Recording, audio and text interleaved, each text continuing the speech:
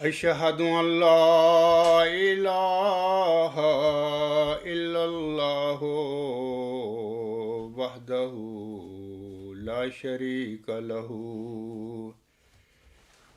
وأشهد أن محمدا عبده ورسوله أما بعد فأعوذ بالله من الشيطان الرجيم بسم الله الرحمن الرحيم الحمد لله رب العالمين الرحمن الرحيم مالك يوم الدين إياك نعبد وإياك نستعين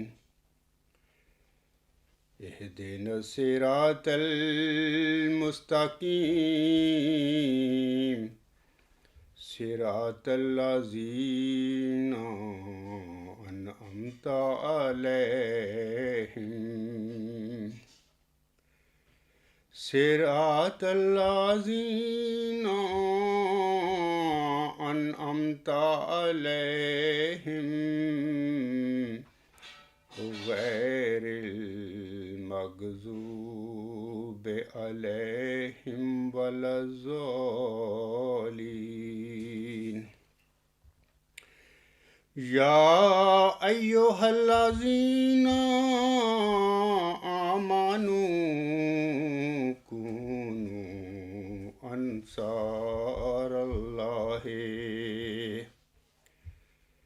كما قال عيسى ابن مريم للحواريين من أنصاري إلى الله قال الحواريون نحن أنصار الله فآمنت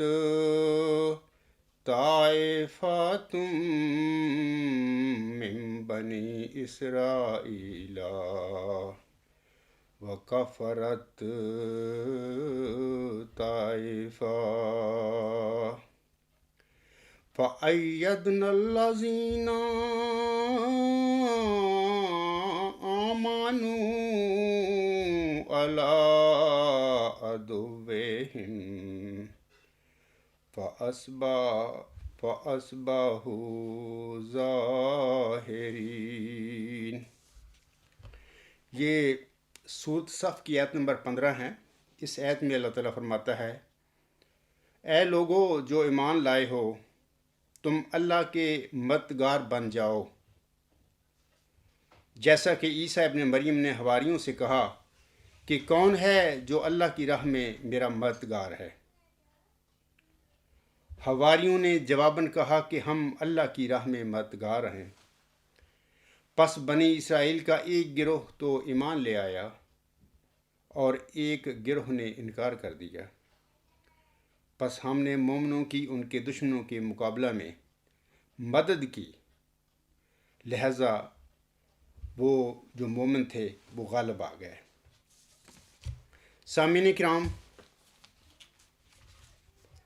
حضرت حکم و عدل مرزا غلام احمد علیہ السلام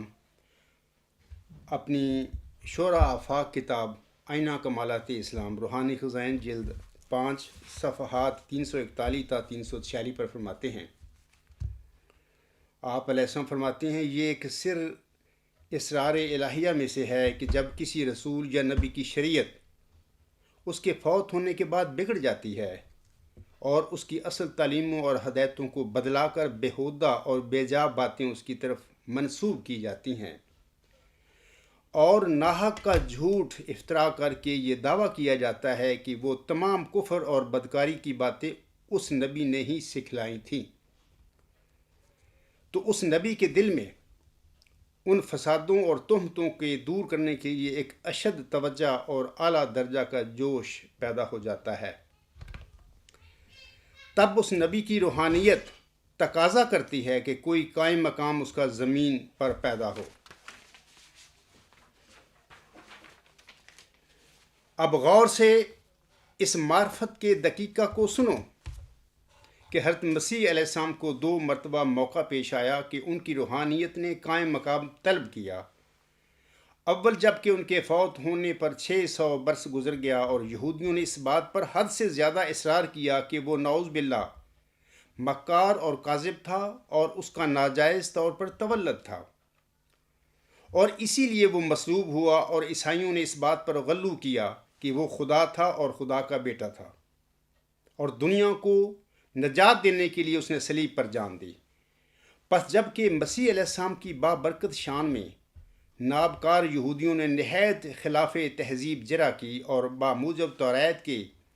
اس عہد کے جو کتاب استثناء میں ہے کہ جو شخص صلیب پر کھینچا جائے وہ لعنتی ہوتا ہے، نعوذ باللہ حضرت مسیح علیہ السلام کو لعنتی قرار دیا اور متفنی اور کاذب اور ناپاک پیدائش والا ٹھہرایا، اور عیسائیوں نے ان کی مدح میں اطراء کر کے ان کو خدا ہی بنا دیا، اور ان پر یہ تہمت لگائی کہ یہ تعلیم انہی کی ہے۔ تب بے اعلام الہی مسیح کی روحانیت جوش میں آئی، اور اس نے ان تمام الزاموں سے اپنی بریت چاہی اور خدا تعالیٰ سے اپنا قائم مقام چاہا۔ تب ہمارے نبی صلی اللہ علیہ وآلہ وسلم مبعوث ہوئے، جن کی بعثت کی اغراض کثیرہ میں سے ایک یہ بھی غرض تھی کہ ان تمام بے جا الزاموں سے مسیح کا دامن پاک ثابت کریں اور اس کی حق میں صداقت کی گواہی دیں۔ یہی وجہ ہے کہ خود مسیح نے یوحنا کی انجیل کے 16 باب میں کہا ہے کہ میں تمہیں سچ کہتا ہوں کہ تمہارے لیے میرا جانا ہی فائدہ مند ہے، کیونکہ اگر میں نہ جاؤں تو تسلی دینے والا یعنی محمد صلی اللہ علیہ وآلہ وسلم تم پاس نہ آئے گا، پھر اگر میں جاؤں تو اسے تم پاس بھیج دوں گا، اور وہ آ کر دنیا کو گناہ سے اور راستی سے اور عدالت سے تقصیر وار ٹھہرائے گا۔ گناہ سے اس لیے کہ وہ مجھ پر ایمان نہیں لائے، راستی سے اس لیے کہ میں اپنے باپ پاس جاتا ہوں اور تم مجھے پھر نہ دیکھو گے، عدالت سے اس لیے کہ اس جہان کے سردار پر حکم کیا گیا ہے جب وہ روح حق آئے گی تو تمہیں ساری سچائی کی راہ بتا دے گی۔ وہ روح حق میری بزرگی کرے گی، اس لیے کہ وہ میری چیزوں میں سے پائے گی۔ وہ تسلی دینے والا جسے باپ میرے نام سے بھیجے گا وہی تمہیں سب چیزیں سکھائے گا۔ لوکا آیت 4۔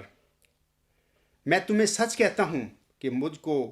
نہ دیکھو گے اس وقت تک کہ تم کہو گے مبارک ہے وہ جو خداوند کے نام پر یعنی مسیح علیہ السلام کے نام پر آتا ہے۔ ان آیات میں مسیح کا یہ فکرہ کہ میں اسے تم پاس بھیج دوں گا اس بات پر صاف دلالت کرتا ہے کہ مسیح کی روحانیت اس کے آنے کے لیے تقاضا کرے گی، اور یہ فکرہ کہ باپ اس کو میرے نام سے بھیجے گا اس بات پر دلالت کرتا ہے کہ وہ آنے والا مسیح کی تمام روحانیت پائے گا، اور اپنے کمالات کی ایک شرح کی روح سے وہ مسیح ہوگا، جیسا کہ ایک شاخ کی روح سے وہ موسیٰ ہے۔ بات یہ ہے کہ ہمارے نبی صلی اللہ علیہ وآلہ وسلم تمام انبیاء کے نام اپنے اندر جمع رکھتے ہیں، کیونکہ وہ وجود پاک جامع کمالات متفرقہ ہے۔ پس وہ موسیٰ بھی ہے اور عیسیٰ بھی اور آدم بھی اور ابراہیم بھی اور یوسف بھی اور یعقوب بھی۔ اسی کی طرف اللہ جل شانہ اشارہ فرماتا ہے، فَبِهُدَاهُمْ مُقْتَدِهِ، یعنی اے رسول اللہ تم ان تمام ہدایات متفرقہ کو اپنے وجود میں جمع کر لے،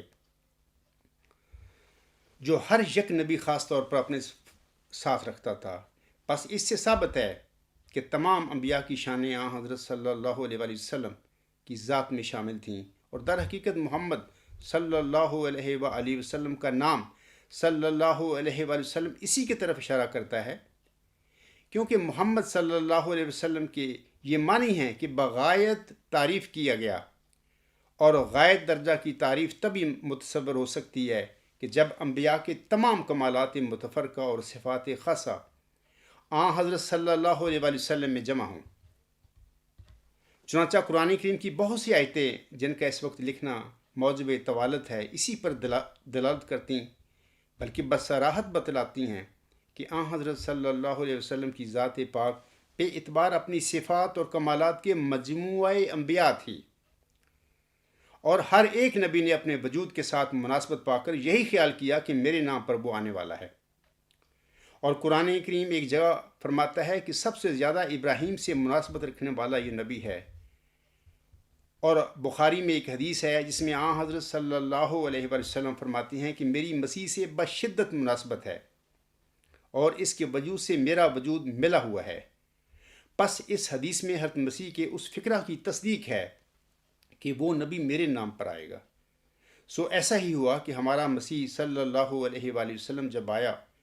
تو اس نے مسیح ناسی کے ان تمام کاموں کو پورا کیا اور اس کی صداقت کے لیے گواہی دی، اور ان تہمتوں سے اس کو بری قرار دیا جو یہود اور نصارہ نے اس پر لگائی تھیں، اور مسیح کی روح کو خوشی پہنچائی۔ یہ مسیح ناصری کی روحانیت کا پہلا جوش تھا جو ہمارے سید ہمارے مسیح خاتم الانبیاء صلی اللہ علیہ وسلم کے ظہور سے اپنی مراد کو پہنچا، فالحمدللہ۔ پھر دوسری مرتبہ مسیح کی روحانیت اس وقت جوش میں آئی کہ جب نصارہ میں دجالیت کی صفت اتم اور اکمل طور پر آ گئی، اور جیسا کہ لکھا ہے کہ دجال نبوت کا دعویٰ بھی کرے گا اور خدائی کا بھی، ایسا ہی انہوں نے کیا۔ نبوت کا دعویٰ اس طرح پر کیا کہ کلام الہی میں اپنی طرف سے وہ دخل دیے، وہ قواعد مرتب کیے، اور وہ تنسیخ و ترمیم کی جو ایک نبی کا کام تھا۔ جس حکم کو چاہا قائم کر دیا، اور اپنی طرف سے عقائد نامے اور عبادات کے طریقے گھڑ لیے، اور ایسی آزادی سے مداخلت بے جا کی کہ گویا ان باتوں کے لیے وحی الہی ان پر نازل ہو گئی۔ سو الہی کتابوں میں اس قدر بے جا دخل دوسرے رنگ میں نبوت کا دعویٰ ہے، اور خدائی کا دعویٰ اس طرح پر کہ ان کے فلسفہ دانوں نے یہ ارادہ کیا کہ کسی طرح تمام کام خدائی کے ہمارے قبضہ میں آ جائیں،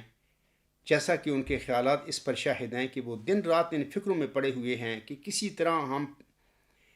ہم ہی می برسائیں اور نطفہ کو کسی آلہ میں ڈال کر اور رحم میں عورت میں پہنچا کر بچے بھی پیدا کر لیں، اور ان کا عقیدہ ہے کہ خدائی تقدیر کچھ چیز نہیں بلکہ ناکامی ہماری بوجہ غلطی تدبیر تقدیر ہو جاتی ہے، اور جو کچھ دنیا میں خدا کی طرف منسوب کیا جاتا ہے وہ صرف اسی وجہ سے ہے کہ پہلے زمانہ کے لوگوں کو ہر یک چیز کی طبعی اسباب معلوم نہیں تھے، اور اپنے تھک جانے کی حد انتہا کا نام خدا اور خدا کی تقدیر رکھا تھا۔ اب علل طبعیہ کا سلسلہ جب بقولی لوگوں کو معلوم ہو جائے گا تو یہ خام خیالات خود بخود دور ہو جائیں گے۔ بس دیکھنا چاہیے کہ یورپ اور امریکہ کے فلاسفروں کے یہ اقوال خدائی کا دعویٰ ہے یا کچھ اور ہے۔ اسی وجہ سے ان فکروں میں پڑے ہوئے ہیں کہ کسی طرح مردے بھی زندہ ہو جائیں، اور امریکہ میں ایک گروہ عیسائی فلاسفروں کا انہی باتوں کا تجربہ کر رہا ہے، اور می برسانے کا کارخانہ تو شروع ہو گیا، اور ان کا منشا ہے کہ بجائے اس کے کہ لوگ می کے لیے خدا تعالیٰ سے دعا کریں یا استسقاء کی نماز پڑھیں، گورنمنٹ میں ایک عرضی دے دیں کہ فلاں کھیت میں می برسایا جائے، اور یورپ میں یہ کوشش ہو رہی ہے کہ نطفہ رحم میں ٹھہرانے کے لیے کوئی کل پیدا ہو، اور نیز یہ بھی کہ جب چاہیں لڑکا پیدا کر لیں اور جب چاہیں لڑکی، اور ایک مرد کا نطفہ لے کر اور کسی پچکاری میں رکھ کر کسی عورت کے رحم میں چڑھا دیں، اور اس تدبیر سے اس کو حمل کر دیں۔ اب دیکھنا چاہیے کہ یہ خدائی پر قبضہ کرنے کی فکر ہے یا کچھ اور ہے۔ اور یہ جو حدیثوں میں آیا ہے کہ دجال اول نبوت کا دعویٰ کرے گا پھر خدائی کا، اگر اس کے معنی یہ کر لیے جائیں کہ چند روز نبوت کا دعویٰ کر کے پھر خدا بننے کا دعویٰ کرے گا تو یہ معنی سری باطل ہیں، کیونکہ جو شخص نبوت کا دعویٰ کرے گا اس دعویٰ میں ضرور ہے کہ وہ خدا تعالیٰ کی ہستی کا اقرار کرے، اور نیز یہ بھی کہے کہ خدا تعالیٰ کی طرف سے میرے پر وحی نازل ہوتی ہے، اور نیز خلق اللہ کو وہ کلام سناوے جو اس پر خدا تعالیٰ کی طرف سے نازل ہوا ہے، اور ایک امت بناوے جو اس کو نبی سمجھتی اور اس کی کتاب کو کتاب اللہ جانتی ہے۔ اب سمجھنا چاہیے کہ ایسا دعویٰ کرنے والا اسی امت کے روبرو خدائی کا دعویٰ کیوں کر سکتا ہے؟ کیونکہ وہ لوگ کہہ سکتے ہیں کہ تو بڑا مفتری ہے، پہلے تو خدا تعالیٰ کا اقرار کرتا تھا اور خدا تعالیٰ کا کلام ہم کو سناتا تھا، اور اب اس سے انکار ہے اور اب آپ خدا بنتا ہے۔ پھر جب اول دفعہ تیرے ہی اقرار سے تیرا جھوٹ ثابت ہو گیا تو دوسرا دعویٰ کیوں کر سچا سمجھا جائے؟ جس نے پہلے خدا تعالیٰ کی ہستی کا اقرار کر لیا اور اپنے تئیں بندہ قرار دے دیا اور بہت سا الہام اپنے لوگوں میں شائع کر دیا کہ یہ خدا تعالیٰ کا کلام ہے، وہ کیوں کر ان تمام اقرارات سے انحراف کر کے خدا ٹھہر سکتا ہے؟ اور ایسے کذاب کو کون قبول کر سکتا ہے؟ یہ معنی جو ہمارے علماء لیتے ہیں بالکل فاسد ہیں۔ صحیح معنی یہی ہیں کہ نبوت کے دعویٰ سے مراد دخل در امور نبوت اور خدائی کے دعویٰ سے مراد دخل در امور خدائی ہے۔ جیسا کہ آج کل عیسائیوں سے یہ حرکات ظہور میں آ رہی ہیں کہ ایک فرقہ ان میں سے انجیل کو ایسا توڑ مروڑ رہا ہے کہ گویا وہ نبی ہے اور اس پر آیتیں نازل ہو رہی ہیں، اور ایک فرقہ خدائی کے کاموں میں اس قدر دخل دے رہا ہے کہ گویا وہ خدائی کو اپنے قبضہ میں کرنا چاہتا ہے۔ غرض یہ دجالیت عیسائیوں کی اس زمانہ میں کمال درجہ تک پہنچ گئی ہے، اور اس کے قائم کرنے کے لیے پانی کی طرح انہوں نے اپنے مالوں کو بہا دیا ہے اور کروڑہا مخلوقات پر بد اثر ڈالا ہے۔ تقریر سے، تحریر سے، مال سے، عورتوں سے، گانے سے، بجانے سے، تماشا دکھلانے سے، ڈاکٹر کہلانے سے، غرض ہر ایک پہلو سے، ہر یک طریق سے، ہر یک پیرائے سے، ہر ایک ملک پر انہوں نے اثر ڈالا ہے۔ چنانچہ 6 کروڑ تک ایسی کتب تالیف ہو چکی ہیں جس میں یہ غرض ہے کہ دنیا میں ناپاک طریق عیسیٰ پرستی کا پھیل جائے۔ پس اس زمانہ میں دوسری مرتبہ حضرت مسیح کی روحانیت کو جوش آیا اور انہوں نے دوبارہ مثالی طور پر دنیا میں اپنا نزول چاہا، اور جب ان میں مثالی نزول کے لیے اشد درجہ کی توجہ اور خواہش پیدا ہوئی تو خدا تعالیٰ نے اس خواہش کے موافق دجال موجودہ کے نامود کرنے کے لیے ایسا شخص بھیج دیا جو ان کی روحانیت کا نمونہ تھا۔ وہ نمونہ مسیح علیہ السلام کا روپ بن کر مسیح موعود کہلایا، کیونکہ حقیقت عیسویہ کا اس میں حلول تھا، یعنی حقیقت عیسویہ اس سے متحد ہو گئی تھی اور مسیح کی روحانیت کے تقاضا سے وہ پیدا ہوا تھا۔ پس حقیقت عیسویہ اس میں ایسی منعکس ہو گئی جیسا کہ آئینہ میں اشکال، اور چونکہ وہ نمونہ حضرت مسیح کی روحانیت کے تقاضا سے ظہور پذیر ہوا تھا، اس لیے وہ عیسیٰ کے نام سے موسوم ہو گیا، کیونکہ حضرت عیسیٰ کی روحانیت نے قادر مطلق عزا اسمہ سے بوجہ اپنے جوش کے اپنی ایک شبیہ چاہی اور چاہا کہ حقیقت عیسویہ اس شبیہ میں رکھی جائے تا اس شبیہ کا نزول ہو۔ پس ایسا ہی ہو گیا۔ اس تقریر میں اس وہم کا بھی جواب ہے کہ نزول کے لیے مسیح کو کیوں مخصوص کیا گیا۔ یہ کیوں نہ کہا گیا کہ موسیٰ نازل ہوگا یا ابراہیم نازل ہوگا یا داؤد نازل ہوگا، کیونکہ اس جگہ صاف طور پر کھل گیا کہ موجودہ فتنوں کے لحاظ سے مسیح کا نازل ہونا ہی ضروری تھا، کیونکہ مسیح کی ہی قوم بگڑی تھی اور مسیح کی قوم میں ہی دجالیت پھیلی تھی، اس لیے مسیح کی روحانیت کو ہی جوش آنا لائق تھا۔ یہ وہ دقیق معرفت ہے کہ جو کشف کے ذریعہ سے اس عاجز پر کھلی۔ آگے رسول فرماتے ہیں، اور یہ بھی کھلا کہ یوں مقدر ہے کہ ایک زمانہ کے گزرنے کے بعد کہ خیر اور صلاح اور غلبہ توحید کا زمانہ ہوگا، پھر دنیا میں فساد اور شرک اور ظلم عود کرے گا، اور بعض کو کیڑوں کی طرح کھائیں گے، اور جاہلیت غلبہ کرے گی، اور دوبارہ مسیح کی پرستی شروع ہو جائے گی، اور مخلوق کو خدا بنانے کی جہالت بڑے زور سے پھیلے گی، اور یہ سب فساد عیسائی مذہب سے اس آخری زمانہ کے آخری حصہ میں دنیا میں پھیلیں گے۔ تب پھر مسیح کی روحانیت جو سخت جوش میں آ کر جلالی طور پر اپنا نزول چاہے گی، تب ایک قہری شبیہ میں اس کا نزول ہو کر اس زمانہ کا خاتمہ ہو جائے گا۔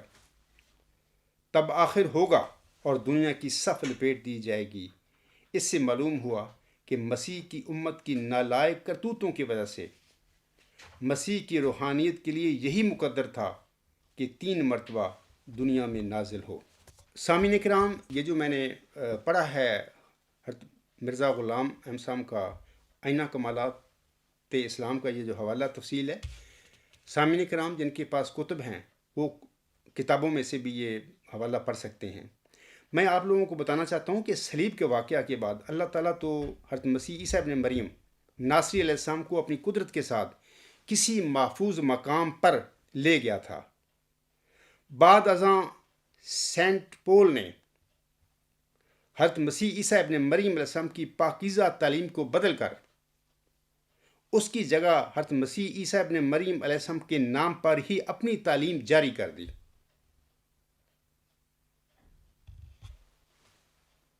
جیسا کہ حضرت مرزا غلام احمد علیہ السلام کا یہ ایک حوالہ ہے، میں آپ لوگوں کے آگے پڑھ کر سنا دیتا ہوں۔ حضور علیہ السلام فرماتے ہیں سینٹ پولس کے متعلق، یہ جو حوالہ ہے روحانی خزائن جلد 20 صفحات 374 تا 375 پر لکھے ہوئے ہیں۔ آپ علیہ السلام فرماتے ہیں یاد رکھنا چاہیے کہ یہ مذہب جو عیسائی مذہب کے نام سے شہرت دیا جاتا ہے دراصل پولوسی مذہب ہے، نہ مسیحی، کیونکہ حضرت مسیح علیہ السلام نے کسی جگہ تثلیث کی تعلیم نہیں دی، اور وہ جب تک زندہ رہے خدائے واحد لا شریک کی تعلیم دیتے رہے، اور بعد ان کی وفات کے ان کا بھائی یعقوب بھی جو ان کا جانشین تھا اور ایک بزرگ انسان تھا توحید کی تعلیم دیتا رہا، اور پالوس نے خام خواہ اس بزرگ سے مخالفت شروع کر دی اور اس کے عقائد صحیحہ کی مخالف تعلیم دینا شروع کیا، اور انجام کار پالوس اپنے خیالات میں یہاں تک بڑھا کہ ایک نیا مذہب قائم کیا اور توریت کی پیروی سے اپنی جماعت کو بکلی علیحدہ کر دیا اور تعلیم دی کہ مسیحی مذہب میں مسیح کے کفارہ کے بعد شریعت کی ضرورت نہیں، اور خون مسیح گناہوں کے دور کرنے کے لیے کافی ہے، توریت کی پیروی کی ضرورت نہیں۔ اور پھر ایک اور گند اس مذہب میں ڈال دیا کہ ان کے لیے سور کھانا حلال کر دیا، حالانکہ حضرت مسیح انجیل میں سور کو ناپاک قرار دیتے ہیں۔ تبھی تو انجیل میں ان کا قول ہے کہ اپنے موتی سوروں کے آگے مت پھینکو۔ پس جب پاک تعلیم کا نام حضرت مسیح نے موتی رکھا ہے تو اس کے مقابلہ سے صریح معلوم ہوتا ہے کہ پلید کا نام انہوں نے سور رکھا ہے۔ اصل بات یہ ہے کہ یونانی سور کھایا کرتے تھے جیسا کہ آج کل تمام یورپ کے لوگ سور کھاتے ہیں، اس لیے پولس نے یونانیوں کی تالیف قلب کے لیے سور بھی اپنی جماعت کے لیے حلال کر دیا، حالانکہ توریت میں لکھا ہے کہ وہ ابدی حرام ہے اور اس کا چھونا بھی ناجائز ہے۔ غرض اس مذہب میں تمام خرابیاں پولس سے پیدا ہوئیں۔ میں ایک اور حوالہ حضور صاحب کا اسی سینٹ پولس کے متعلق، یا یہ جو موجودہ عیسائی مذہب ہے، کہتے عیسائی مذہب میں دراصل یہ پولوسی مذہب ہے، تو اس کے متعلق حضور صاحب کا ایک اور حوالہ آپ لوگوں کو پڑھ کر سنا دیتا ہوں۔ حضور صاحب مجموعہ اشتہارات جلد 3 صفحہ 291 تا 292 پر فرماتے ہیں، یعنی یہ کہ تثلیث اور 3 خداؤں کی بنیاد دمشق سے ہی پڑی تھی۔ کیا ہی منحوس وہ دن تھا جب پولس یہودی ایک خواب کا منصوبہ بنا کر دمشق میں داخل ہوا اور بعض سادہ لو عیسائیوں کے پاس یہ ظاہر کیا کہ خداوند مسیح مجھے دکھائی دیا،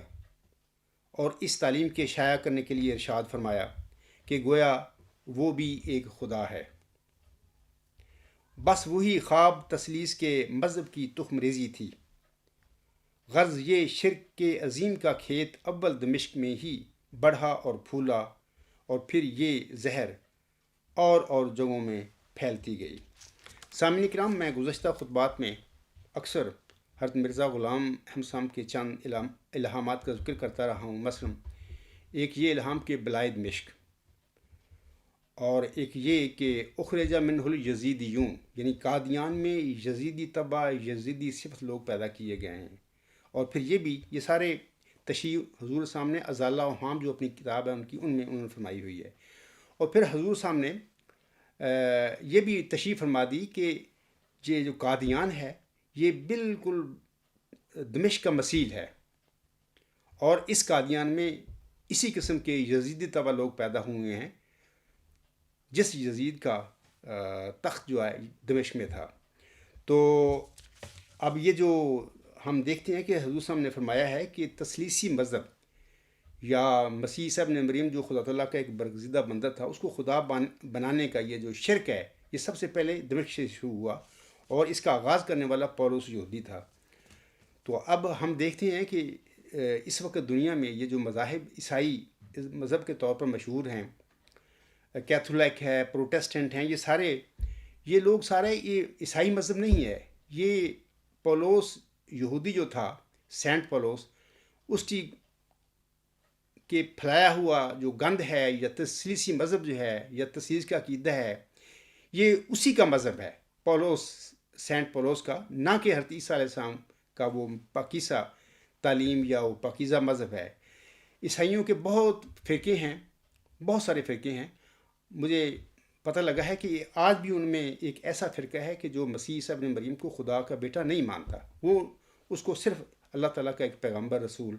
اور ایک برگزیدہ بندہ مانتا ہے، لیکن ان کی تعداد بہت تھوڑی ہے اس دنیا میں۔ لیکن اکثریت جو ہے، مثلا کیتھولک ہیں، پروٹیسٹنٹ، یہ سارے لوگ حضرت مسیح عیسیٰ ابن مریم پر علیہ السلام پر ظلم کرتے ہوئے اس کو خدا کا بیٹا اس کو بنا کر بیٹھے ہوئے ہیں، اور اس کی والدہ محترمہ صدیقہ مریم کو بھی خدائی میں انہوں نے شامل کیا ہوا ہے۔ اس کے بعد سامعین کرام، میں آپ لوگوں کو بتانا چاہتا ہوں کہ حق معدل امام مہدی و مسیح موعود حضرت مرزا غلام احمد صاحب کی وفات کے بعد آپ کی احمدیت یا تعلیم کے ساتھ بھی بلائے دمشق یا بلائے قادیان نے دنیا کمانے کے لیے وہی کام کیا جو سینٹ پولس نے حضرت مسیح عیسیٰ ابن مریم علیہ السلام کی پاکیزہ تعلیم کے ساتھ کیا تھا۔ جیسا کہ میں نے ابھی حوالہ پڑھا ہے حضرت مرزا غلام احمد صاحب کا آئینہ کمالات اسلام کا، کہ جب کسی نبی کی تعلیم کو اس کی امت، اس کی جماعت، اس کے پیروکار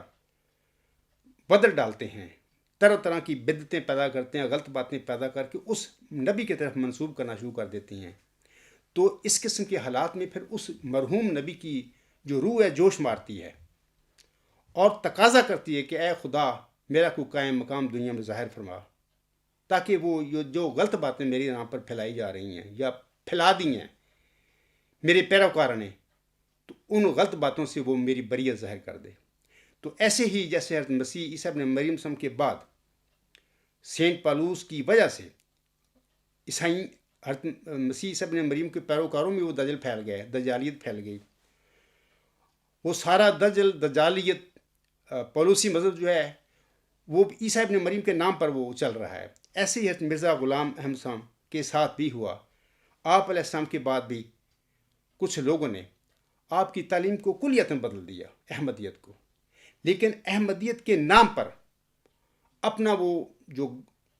غلط عقائد ہیں، بدعتیں ہیں، وہ بنا کر بیٹھ گئے ہیں۔ وہ مرزا غلام صاحب کے نام پر آپ کے احمدیت کا نام لے کر اور خدا تعالیٰ کا نام لے کر اور محمد صلی اللہ علیہ وسلم کا نام لے کر وہ چلا رہے ہیں، دنیا کما رہے ہیں، تو جب کہ حضرت مرزا غلام صاحب کی تعلیم تو ٹوٹلی بدل دی گئی ہے۔ تو اس حوالہ سے میں چند باتیں آپ لوگوں سے کہنا چاہتا ہوں کہ سب سے پہلے تو میں 4 بدعتیں یا بڑی غلط باتیں ہیں اس کا میں آپ ذکر کروں گا، اور یہ قسم قسم کی برائیاں، بدعتیں تو پیدا کر دی گئی ہیں احمدیت میں۔ احمدیت کا صرف نام ہے، اس کی جگہ پر یہ بلائے قادیان کا اپنا کاروبار ہے، اپنی تعلیم ہے۔ مرزا بشیر الدین محمود احمد نے اپنی معبودیت کو چلایا ہوا ہے۔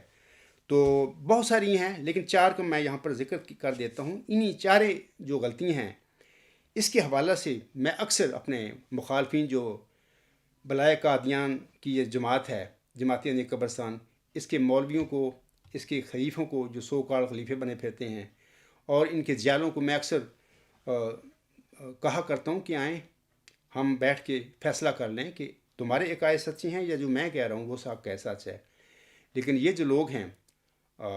عرصہ دراز سے میں 17-18 سال سے ان کو پکار رہا ہوں، بابانگ بلند، لیکن میرا یہ گفتگو کے حوالہ سے بھی میرا سامنا کرنے کے لیے تیار نہیں۔ میں نے گزشتہ سال مبالہ کے لیے بھی ان کے سو کال خلیفہ کو بلایا، باقاعدہ اس کا سارا وہ الغلام.com پر میرے مبالہ جو ہے وہ وہاں پر شائع ہے، میرے ساتھی جو ہیں ان کے سائن میرے اور میرے اہل ویال کے موجود ہیں، لیکن ان کا جو نام نہاد سو کال خلیفہ ہے یہ بھی ان کے مولوی بھی سارے بھاگ گئے۔ تو بہرحال میں آج وہ اختصار کے ساتھ وہ 4 باتوں کا ذکر کرنا چاہتا ہوں۔ یہ ایسے ہی ہوا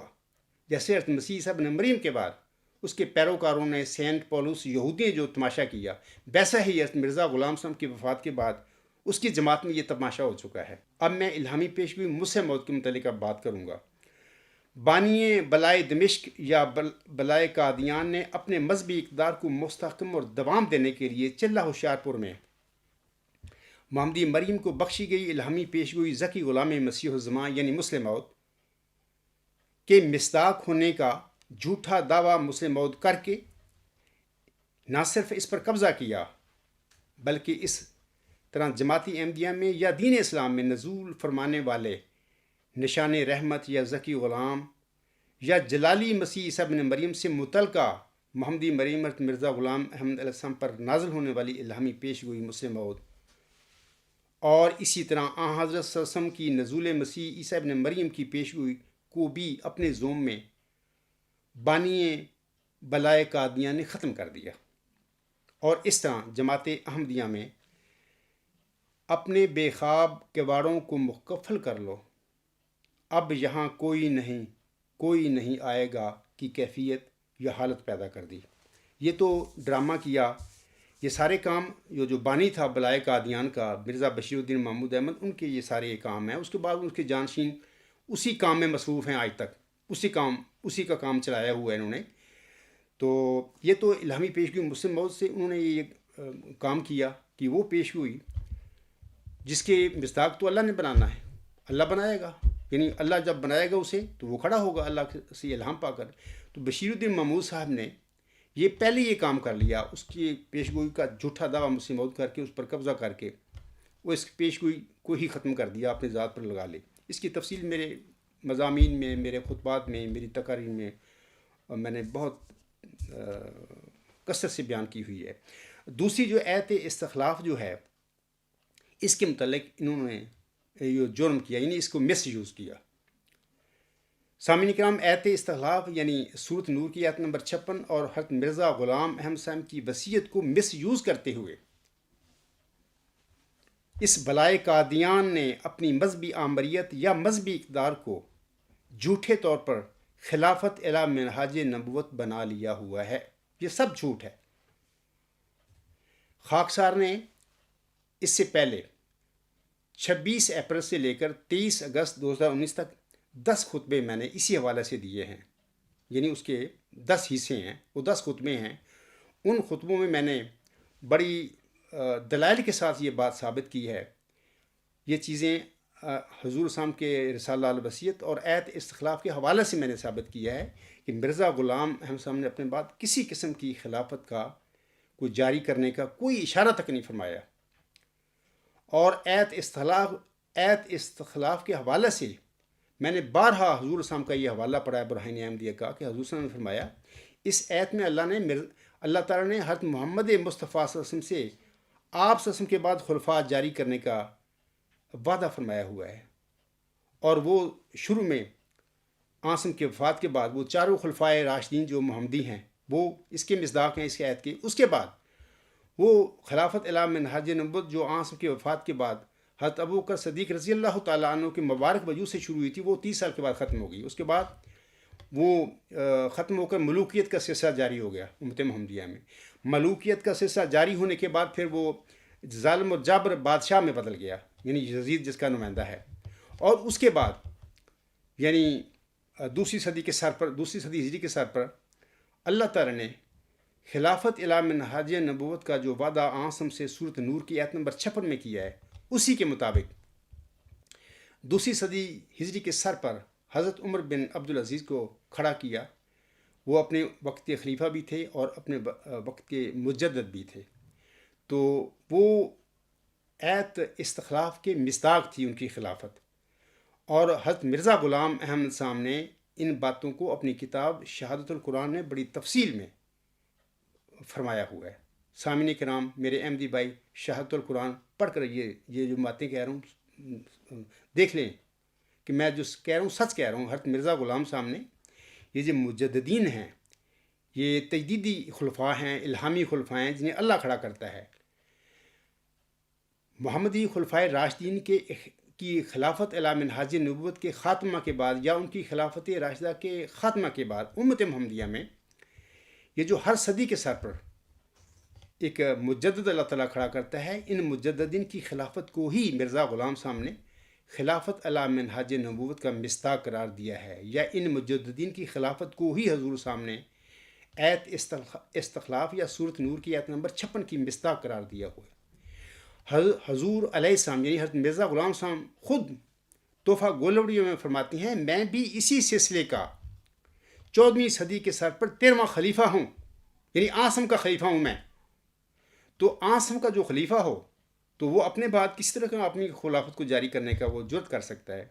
دیکھیں جتنے بھی صاحب شریعت نبی ہوتے ہیں ان سے اللہ تعالیٰ ان کے وفات کے بعد ان کی دین کی تمکنت اور ان کی استحکام کے لیے خلافت کا وعدہ فرمایا کرتا ہے کہ میں اے میرے بندے تیرے بعد تیرے دین کی تمکنت اور استحکام کے لیے خلفاء بعد میں کھڑا کروں گا. حضرت موسیٰ صاحب کے ساتھ بھی یہ وعدہ ہوا، وہ صاحب شریعت نبی تھے. اور اس آسم کے بعد بھی اللہ تعالیٰ نے سورۃ نور کی آیت نمبر 56 میں وعدہ فرمایا کہ میں تیرے بعد تیری دین اسلام کی تمکنت اور استحکام کے لیے خلفاء کھڑا کروں گا، یعنی اللہ ان کو بنائے گا. اللہ فرماتا ہے اس دین میں آیت استقلاب میں کہ میں ان کو بناؤں گا، کھڑا کروں گا. وہ الہام پا کر روح القدس کے ساتھ کھڑے ہوتے ہیں. تو ہم دیکھتے ہیں کہ موسوی امت میں بھی ہزاروں نبی آئے. وہ سارے نبی جو موسیٰ علیہ السلام کے بعد آئے وہ توریت کی تعلیم کو یہودیوں کو ٹھیک اصلاح کرنے کے لیے وہ اللہ تعالیٰ نے کھڑے کیے تھے. ان کے بعد کسی نبی کے بعد بھی کوئی خلافتی سلسلہ جاری نہیں ہوا. قرآن کریم سے یہ باتیں ثابت ہیں. اس طرح محمد صلی اللہ علیہ وسلم کے بعد بھی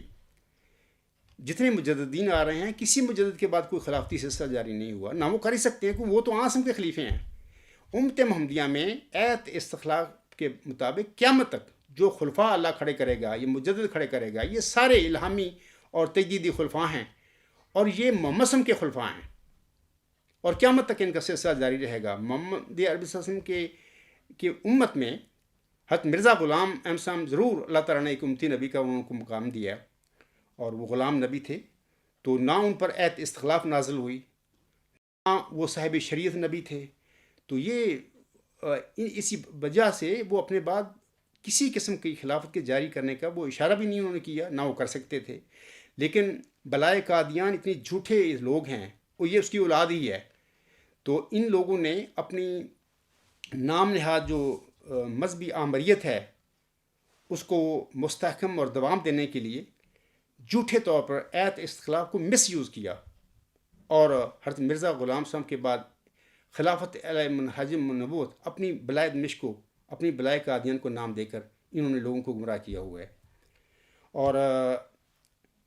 یہ جو 10 خطبات کا میں نے ذکر کیا ہے، سامعین ان کو دوبارہ سن سکتے ہیں اور خود معلوم کر سکتے ہیں کہ ایت استخلاف کے ساتھ ان بلائے قادیان نے کیا کیا.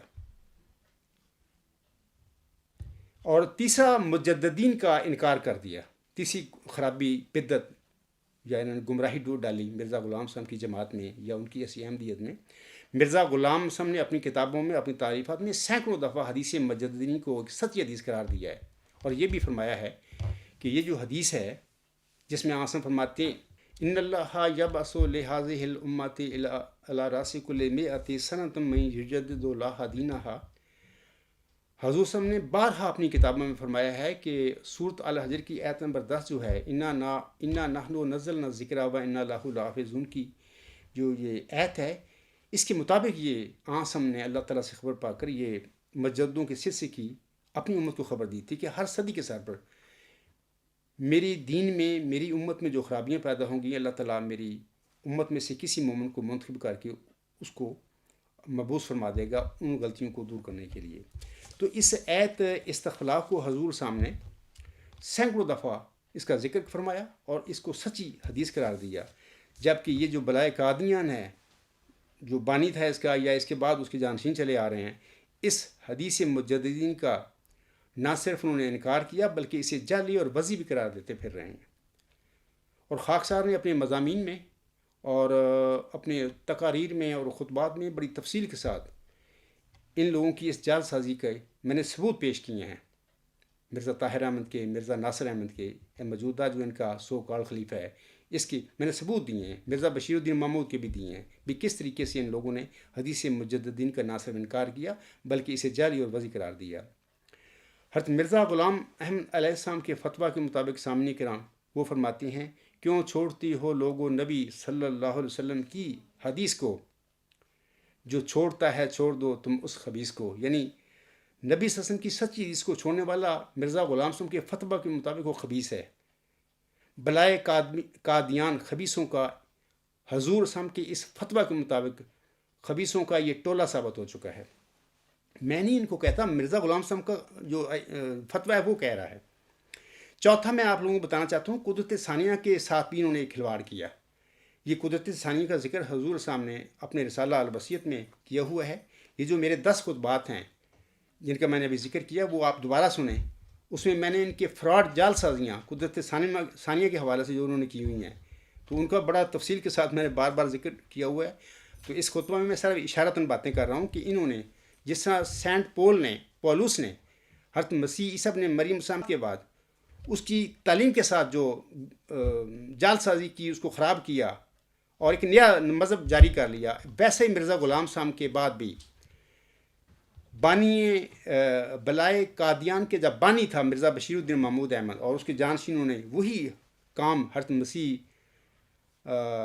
مسیح موعود حضرت مرزا غلام صاحب کی احمدیت کے ساتھ، آپ کی تعلیم کے ساتھ وہی کام کیا۔ بلائے قادیان نے سامعین کرام اپنی مذہبی آمریت یا مذہبی اقدار کو مضبوط کرنے اور اس سے احمدیوں کو مروب کرنے اور انہیں غلام بنانے کے لیے اسے جھوٹے طور پر قدرت ثانیہ کا رنگ بھی دیا ہوا ہے یا اس پر رنگ بھی چڑھایا ہوا ہے۔ حالانکہ حضرت مولوی نور الدین رضی اللہ تعالیٰ عنہ کی امامت یا قیادت میں یہی لوگ یعنی بلائے قادیان قدرت ثانیہ کے نزول کے لیے حضرت مولوی نور الدین رضی اللہ تعالیٰ عنہ سے اجتماعی دعائیں کرواتے رہے تھے۔ میں نے بارہا ان کا وہ پیش کیا ہے مقام ظہور قدرت ثانیہ کا جھوٹا جو بورڈ ہے، جہاں پر مولوی نور الدین رضی اللہ تعالیٰ عنہ کا انتخاب ہوا تھا، یعنی ان کی وفات کے بعد جب احمدی قیادت پر بلائے قادیان نے قبضہ کر لیا تو جہاں پر مولوی نور الدین رضی اللہ تعالیٰ عنہ کا انتخاب ہوا تھا وہاں مقام ظہور قدرت ثانیہ کا جھوٹا اور جعلی بورڈ لگا لیا۔ آپ خود فیصلہ کرو کہ جو لوگ قدرت ثانیہ کے نزول کے لیے دعائیں کر رہے تھے مولوی نور الدین رضی اللہ تعالیٰ عنہ کی دور قیادت میں، تو ان کے وفات کے بعد جب اس پر جماعت پر قبضہ کر لیا تو وہ اس کی جہاں پر انتخاب ہوا تو وہاں پر وہ بورڈ لگاتے پھر رہے ہیں مقام ظہور قدرت ثانیہ۔ آپ خود سوچو کہ اتنے بڑے جھوٹے لوگ ہیں یہ بلائے قادیان ہیں، یہ وہی یزیدی تبع لوگ ہیں جن کے متعلق حضور صلی اللہ علیہ وسلم پر الہام نازل ہوا تھا، اخرج من الجزیدیون، یعنی قادیان میں یزیدی تبع لوگ پیدا کیے گئے ہیں یا الہام ہوا تھا بلائے دمشق، اور پھر حضور صاحب نے قادیان کو دمشق کا مثیل بنایا، قرار دیا کہ یہ مطلب کہ میرا یہ قادیان ہے دمشق کا مثیل ہے، کیونکہ اس میں بھی یزیدی تبع لوگ پیدا کیے گئے ہیں۔ میں سامعین کو کہوں گا کہ خاکسار کا گزشتہ سال خطبہ جمعہ جو 16 فروری 2018 ہے وہ سنیں۔ اس کا عنوان ہے عبدالغفار جنبہ مدعی معوذ ذکی غلام مسیح الزمان کی طرف سے مرزا مسرور احمد صاحب کو مبالغہ کی پیشکش۔ تو یہ خطبہ بھی سنیں، اور علاوہ اس کے مضمون نمبر 125 عبدالغفار جنبہ کی طرف سے مرزا مسرور احمد صاحب کو مبالغہ کی کھلی پیشکش، تو یہ مضمون بھی پڑھ لیں۔ تو خاکسار کے بالمقابل نہ یہ لوگ میرے سامنے گفتگو کرنے کے لیے آنے کے لیے تیار ہیں اور نہ ہی یہ لوگ میرے ساتھ مبالغہ کرنے کے لیے تیار ہیں، یہ بگوڑے ثابت ہو چکے ہیں۔ اس حوالے سے میں آپ لوگوں کو بتانا چاہتا ہوں کہ روحانی خزائن جلد 17 صفحات 399 تا 400 پر حضور صاحب نے فرمایا ہے یا ان کا ایک فتویٰ ہے، ایک فیصلہ ہے۔ آپ علیہ السلام فرماتے ہیں میں ہر روز اس بات کے لیے چشم پر آب ہوں کہ کوئی میدان میں نکلے اور منہج نبوت پر مجھ سے فیصلہ کرنا چاہے، پھر دیکھے کہ خدا کس کے ساتھ ہے، مگر میدان میں نکلنا کسی مخنث کا کام نہیں۔ سامعین کرام، یہ لوگ بھی میرے بالمقابل بھاگ کر دراصل یہ لوگ ہجرے ثابت ہو چکے ہیں، یعنی ان لوگوں نے اپنے آپ کو مخنث ثابت کر دیا ہے کہ یہ بالمقابل اس سازش کے یہ سارے لوگ مخنث ثابت ہو گئے ہیں۔ اللہ تعالیٰ ان پر رحم کرے اور ان کو ہوش کے ناخن لیں اور سمجھ سے کام لیں، اور جو گند انہوں نے ڈالا ہے مرزا غلام صاحب کی جماعت میں یا وہ جو خرابیاں پیدا کی ہیں احمدیت میں، تو اللہ تعالیٰ میرے احمدی بھائیوں کو توفیق بخشے کہ وہ اس گند سے باہر آنے کے لیے کوشش کریں۔ اگر ان کا کوئی سوال ہو تو میرے ساتھ بات کریں۔ اس کے بعد سامعین کرام، خاکسار کے کسی عزیز نے 28 اگست 2019 کو 3 منٹ کا ایک ویڈیو کلپ اس عاجز کی طرف ارسال کیا تھا۔ مقصد ان کا یہی تھا کہ خاکسار اس ویڈیو کلپ کے متعلق کچھ بیان کرے۔ یہ ویڈیو کلپ یوٹیوب پر اس وقت موجود ہے۔ جہاں تک اس ویڈیو کے کلپ کا تعلق ہے تو مجھے لگتا ہے کہ ویڈیو کلپ میں برطانیہ کے جامعہ احمدیہ کا کوئی طالب علم بلائے قادیان کے سو کالڈ خلیفہ جناب مرزا مسرور احمد سے اس طرح سوال کرتا ہے۔ وہ کہتا ہے کہ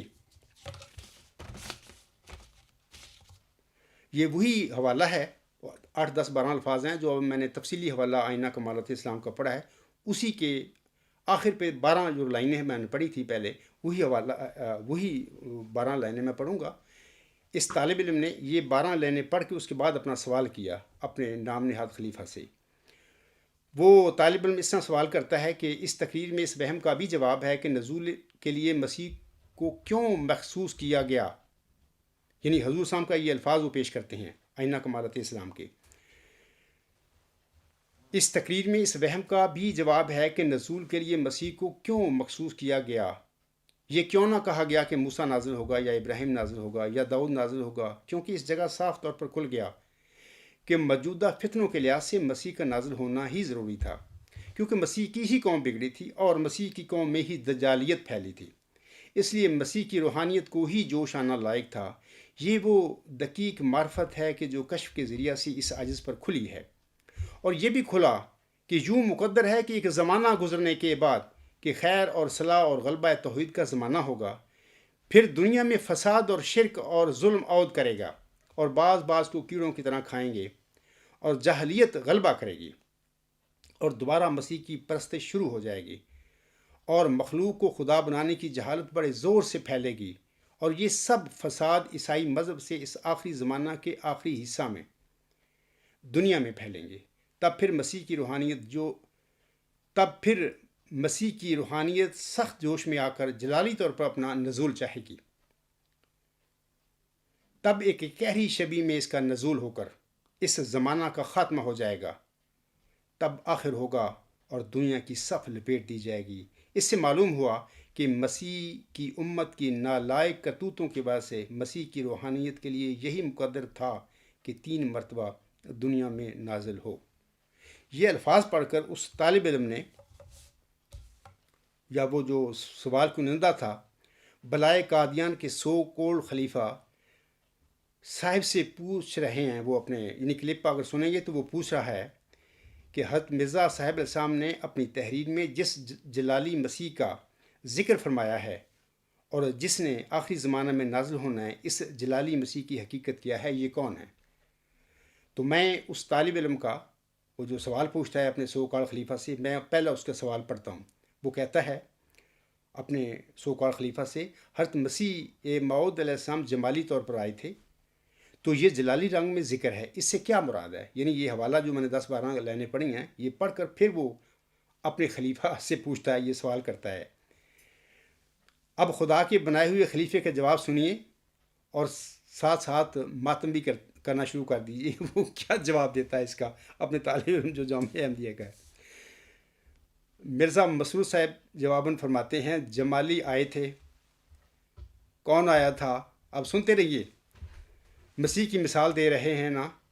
مسیح خود آیا تھا، اس کے مثیل کے طور پہ آئے تھے، امن کا پیغام پھیلانے کے لیے اور پیار اور محبت سے دنیا کو قائل کرنے کے لیے۔ دنیا نہیں قائل ہوگی۔ دوسری بات کیا ہے؟ حسن کی حدیث خلافت الی منہاج نبوت قائم ہوگی جو تا قیامت رہے گی۔ حالانکہ خلافت الی منہاج نبوت کا اس سوال میں کوئی تک ہی نہیں بنتا، ذکر ہی نہیں اس بات کا۔ وہ اپنی خلافت الی منہاج نبوت کے پھر رہے ہیں۔ آگے کہتے ہیں ایک وقت میں ہو سکتا ہے کہ کسی وقت میں جا کے اس وقت کا خلیفہ اپنے آپ کو، یعنی بلائے قادیان خلیفہ بن کے بیٹھی ہوئی ہے، اس کے بعد پھر اس وقت کا خلیفہ اپنے آپ کو اس ایسی حالت میں لائے کہ مسیح موعود علیہ السلام کے ساتھ بھی وابستہ رہے گا اور یہ اعلان کرے کہ اصلاح نہیں ہو رہی تو پھر وہ جلالی پہلو پہ بھی اپنا دکھائے گا. ٹھیک ہے، تاکہ اس فتنہ کا خاتمہ کیا جا سکے. ٹھیک ہے. سامعین کرام، میں یہاں ضمن آگے بات وہ مسعود صاحب کا وہ پڑھتا ہوں، بعد میں وہ جواب تھوڑا سا رہ گیا ہے، لیکن ایک یہاں پر میں کہہ دیتا ہوں کہ ایک محاورہ ہے پنجابی کا، جتھے دی کھوتی اتھے ہی آن کھلوتی. یعنی یہ وہ لوگ ہیں جنہوں نے اپنی بلائے قادیان کو خلافت بنا کر، اور پھر عاصم کی ایک حدیث ہے اور اس کا اتنا مس یوز کیا ہوا ہے ان لوگوں نے، تو اپنی خلافت الہ منہاج نبوت بنا کے بیٹھے ہوئے، جبکہ ہے یہ بلائے قادیان. یہ ایک مذہبی آمریت ہے جو خلافت کے نام پر، قدرت ثانیہ کے نام پر لوگوں کو گمراہ کر کے، لوگوں کو غلام بنا کے، اسیر بنا کے بیٹھی ہوئی ہے. اب یہاں پر بھی خلافت الہ منہاج نبوت کا کوئی ذکر نہیں ہے، یہ سوال بھی نہیں، کیونکہ جو سوال کنندہ وہ تو سوال ہی کچھ اور کر رہا ہے، مطلب وہ جلالی مسیح کی بات کر رہا ہے. یہ اپنا یہاں پر یہ خلافت الہ منہاج نبوت لے کے آئے ہیں. تو محاورہ صحیح ہے کہ جتھے دی کھوتی ہوتی آن کھلوتی. اچھا، آگے وہ کہتے ہیں جواب میں مرزا مسعود صاحب، اس وقت آگے اس کے بعد پھر قیامت کا دن تبھی ہوگا جب فساد دنیا میں برپا ہو جائے گا. ٹھیک ہے، تو پھر جب دنیا میں فساد برپا ہو جائے گا تو سب بھی لپٹ جائے گی، لیکن یہ سلسلہ اسی سلسلے سے چلنا ہے. یعنی جو اپنی بلائی قادیان ہے جس کو خلافت بنا کے بیٹھی ہوئی ہیں، یہ کہتا ہے کہ اسی سلسلے سے چلنا ہے، کسی نئے نے نہیں آنا. لعنت اللہ علی الکاذبین، اس کے جھوٹے لوگوں پر جو خلیفہ بن کر بیٹھے ہوئے اور اتنا بڑا جھوٹ بولتے ہیں لوگوں کے آگے کہ ہمیں خدا نے خلیفہ بنایا. یہ حدیث مجددین مرزا غلام احمد علیہ السلام حق معدل نے سینکڑوں دفعہ فرمایا ہے کہ سچی حدیث ہے، اور سچی حدیث کے انکار کرنے والوں کو خبیث قرار دیا ہے. یہ خبیث ٹولہ یہ کہتا ہے کسی نے نہیں آنا. حضرت مرزا غلام صاحب نے اپنی کتابوں میں، اپنی تحریروں میں فرمایا ہے کہ قیامت تک یہ مجددین کا سلسلہ جاری رہے گا اور میرے بعد بھی آئے گا. اور پھر مرزا غلام صاحب پر چلہ ہوشیارپور میں ایک ایسی پیشگوئی نازل ہوئی کہ جس میں اللہ تعالیٰ نے انہیں نشان رحمت اور ایک ذکی غلام کی بشارت دی. مرزا غلام صاحب نے اسے مسلم موعود کا نام دیا. مسلم موعود کسے کہتے ہیں؟ یعنی کہ ایسا اصلاح کرنے والا جس کا اللہ وعدہ دے. تو یہ بندے کہتے ہیں کسی نے نہیں آنا. اس حدیث کو بھی رکھو سامنے، اس کو بھی رکھو، ان بیانات کو بھی رکھو، حضرت مسیح موعود صاحب کے جو اقتباس ہیں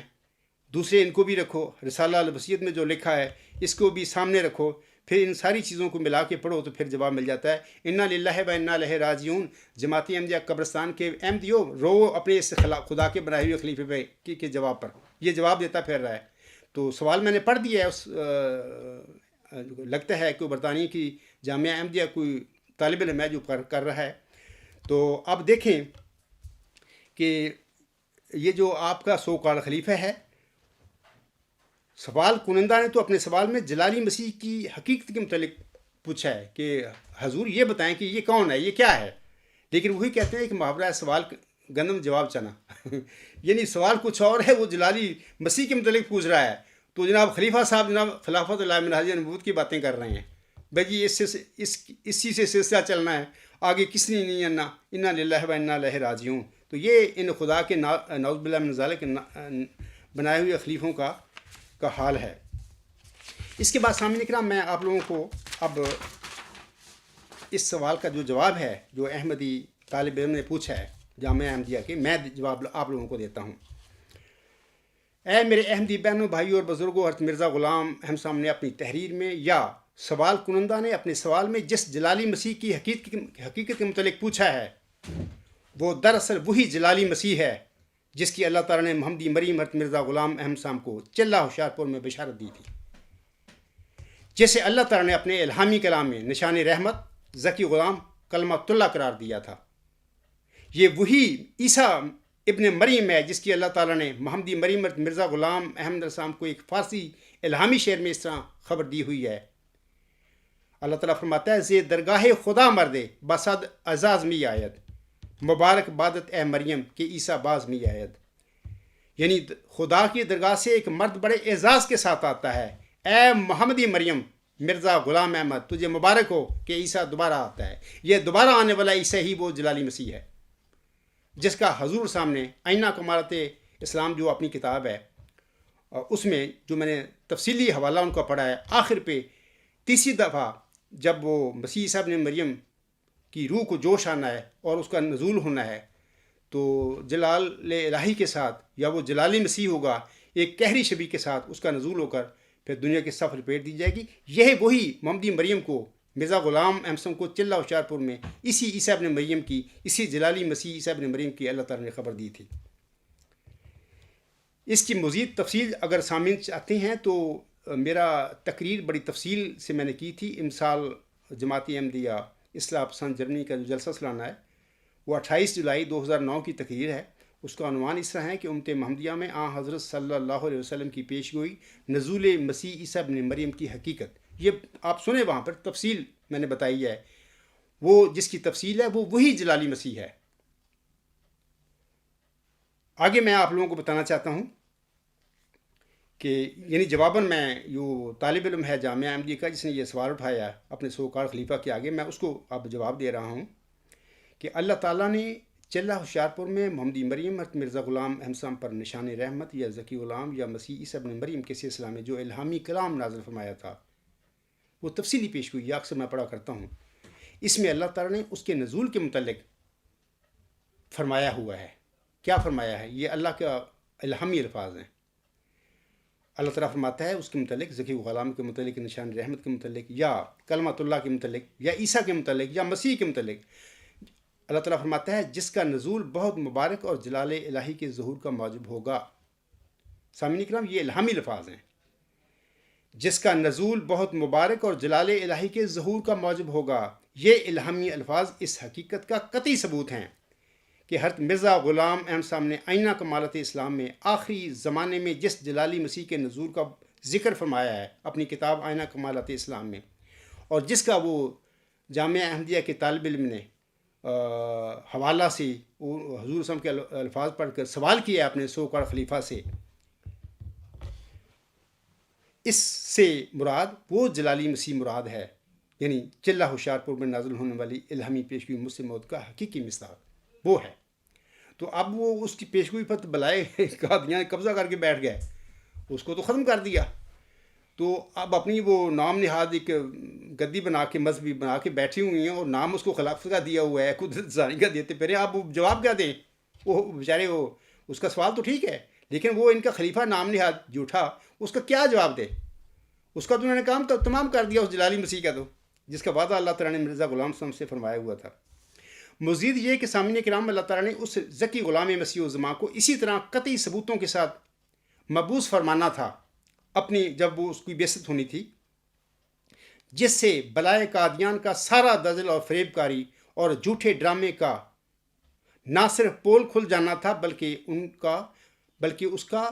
کلا کما بھی ہو جانا تھا۔ یعنی اس طریقے سے اس نے آ کے اللہ سے علم پا کر ان کی دجالیت جو ہے، ان کی جس کو خلافت بنا کے بیٹھے ہوئے ہیں، قدرت ثانی کہتے ہیں، اس کا ایسا کام کرنا تھا اس شخص نے،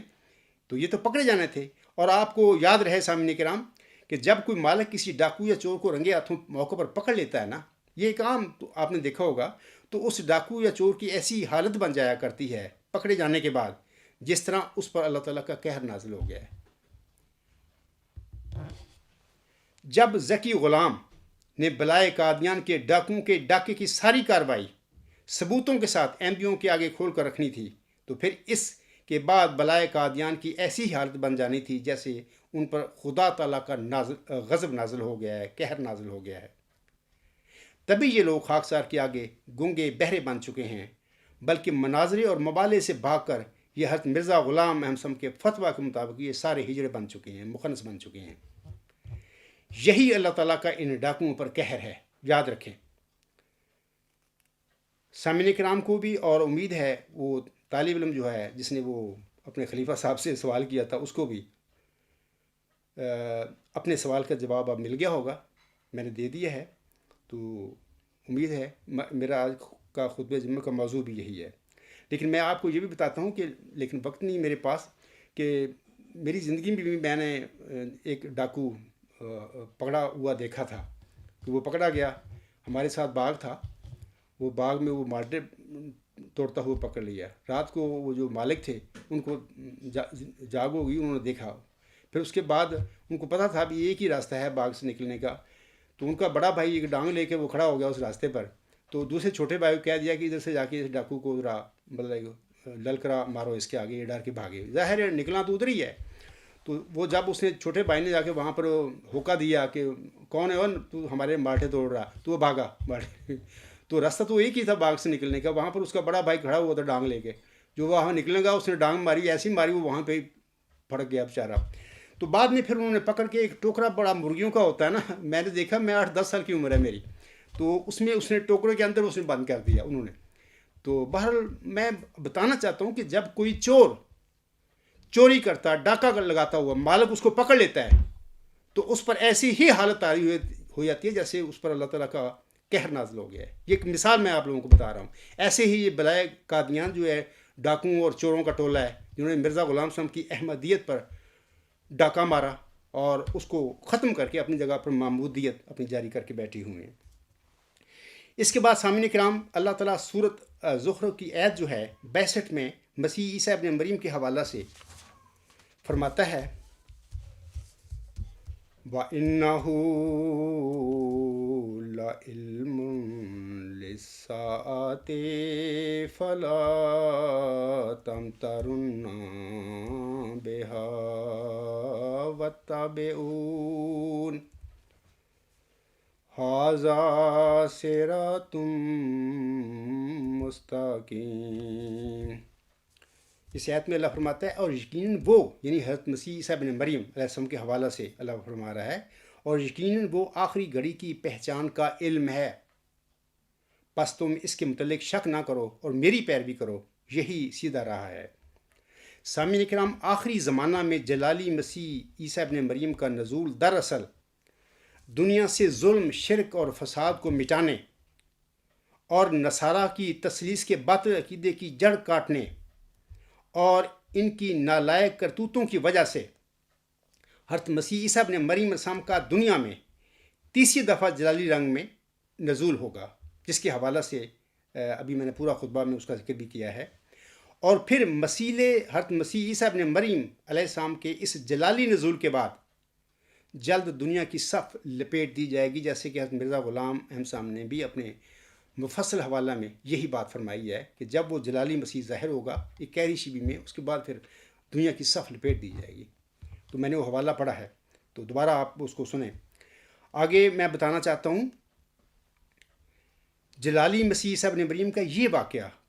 قرب قیامت کی نشانی بھی ہوگا، یعنی جلالی مسیح کے نزول کے بعد جلد دنیا میں قیامت برپا ہو جائے گی۔ اب آپ جانتے ہیں کہ اہل دنیا نے اس وقت بظاہر نیوکلیئر یا ایٹمی اسلحہ بنا کر قیامت کا سامان تو تیار کیا ہوا ہے، دنیا والوں نے خود ہی کر لیا ہے، جیسا کہ آنسم نے اپنی امت کو نزول مسیح عیسیٰ ابن مریم کی پیشگوئی فرمائی ہوئی ہے۔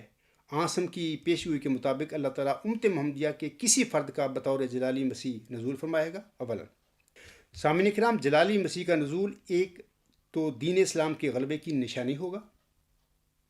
اور دوسرا قرب قیامت کی بھی وہ نشانی ہوگا۔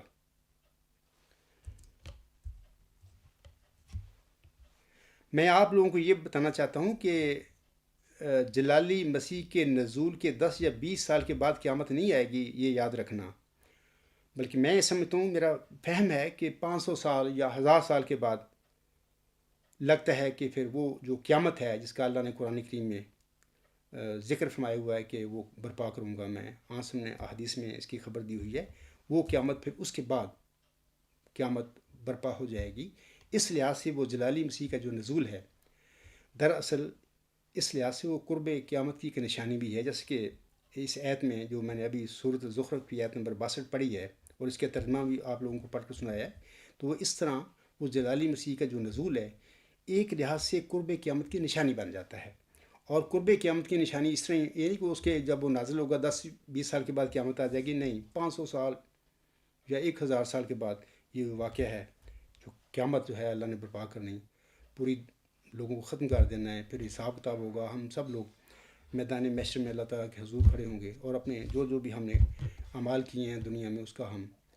جزا یا سزا پھر اللہ تعالیٰ ہمیں دے کے، اور پھر ہمارے عملوں کے مطابق ہی ہمیں یا جنت میں یا جہنم میں پھر بھیج دے گا۔ جیسے کہ اقبال بھی کہتا ہے نا کہ عمل سے زندگی بنتی ہے جنت بھی جہنم بھی، یہ خاکی اپنی فطرت میں نہ نوری ہے نہ ناری ہے، تو یہ وہ اس کے بعد ہوگا۔ تو آخر پہ میں آپ لوگوں کو بتانا چاہتا ہوں کہ یہ جو آیت میں نے شروع میں تلاوت کی تھی، سورۃ صف کی آیت نمبر 15، اس آیت میں اللہ تعالیٰ اس طرح فرماتا ہے کہ کالا عیسیٰ ابن مریم للحواریین من انصاری الی اللہ، عیسیٰ ابن مریم نے حواریوں سے کہا کہ کون ہے جو اللہ کی راہ میں میرا مددگار ہے۔ یہ جو الفاظ ہیں، اس میں الفاظ جو آتے ہیں من انصاری الی اللہ، اس حوالہ سے میرے آقا، میری روحانی ماں محمدی مریم حضرت مرزا غلام احمد علیہ السلام ملفوظات جلد 1 صفحہ 169 پر کچھ تھوڑا سا فرماتے ہیں، اس کی وضاحت کرتے ہیں۔ میں چاہتا ہوں کہ یہ وضاحت آپ لوگوں کو سنا کر اپنے خطبے کو ختم کر دوں۔ حضور صاحب فرماتے ہیں، دراصل مامور من اللہ لوگوں سے مدد نہیں مانگتا، بلکہ من انصاری الی اللہ کہہ کر وہ اس نصرت کا استقبال کرنا چاہتا ہے، اور ایک فرط شوق سے بے قرار دل کی طرح اس کی تلاش میں رہتا ہے۔ نادان اور کوتا اندیش لوگ یہ سمجھتے ہیں کہ وہ لوگوں سے مدد مانگتا ہے۔ تو آج میں بھی اسی طرح کہتا ہوں اللہ تعالیٰ کے حضور، اور اپنے دنیا سے بھی کہتا ہوں کہ من انصاری اللہ، کہ وہ جو نیک مقصد مشن جو اللہ تعالیٰ نے مجھے دیا، جس کے لیے مجھے مامور فرمایا، کھڑا کیا، اور بلائے قادیان کے چنگل سے وہ جو اسیر بیچارے احمدی ہیں ان کو چھڑانے کے لیے،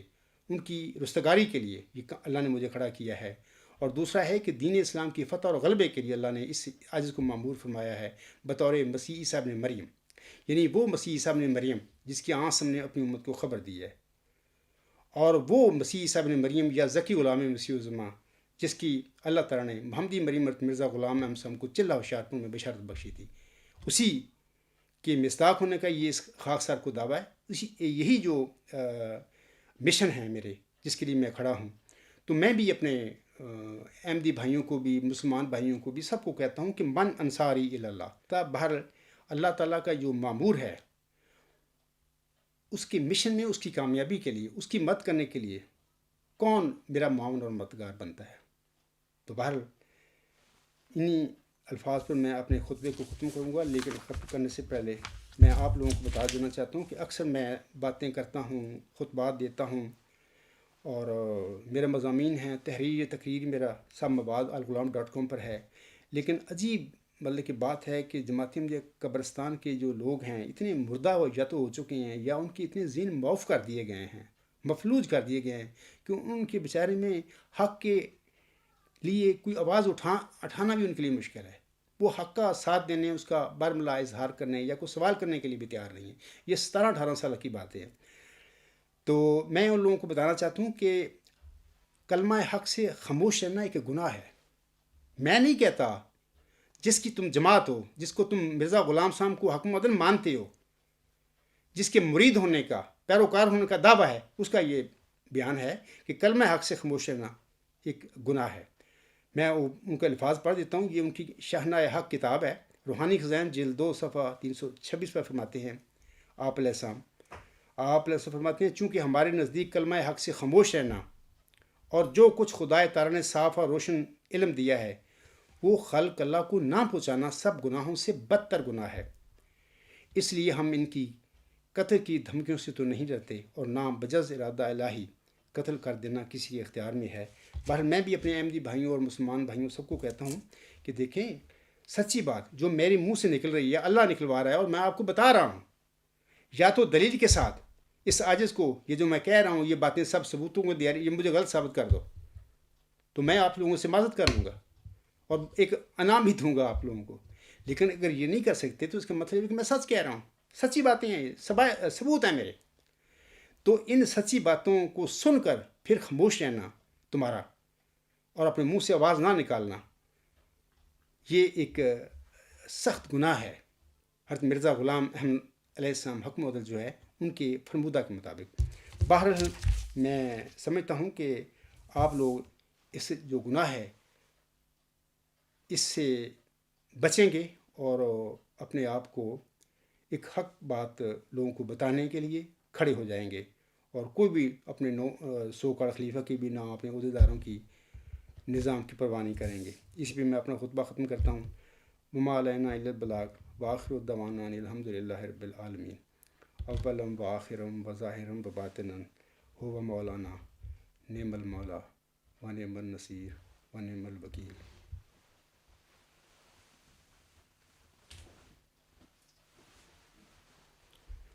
الحمد للہ نحمده ونستعینه ونستغفره ونؤمن به ونتوکل علیہ ونعوذ باللہ من شرور انفسنا ومن سیئات اعمالنا من يهده الله فلا مضل له ومن يضلله فلا هادي له ونشهد أن لا إله إلا الله ونشهد أن محمدا عبده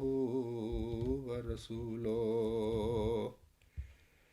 عباد اللہ رحمکم اللہ ان اللہ یأمر بالعدل والإحسان وإیتاء ذی القربى وینہی عن الفحشاء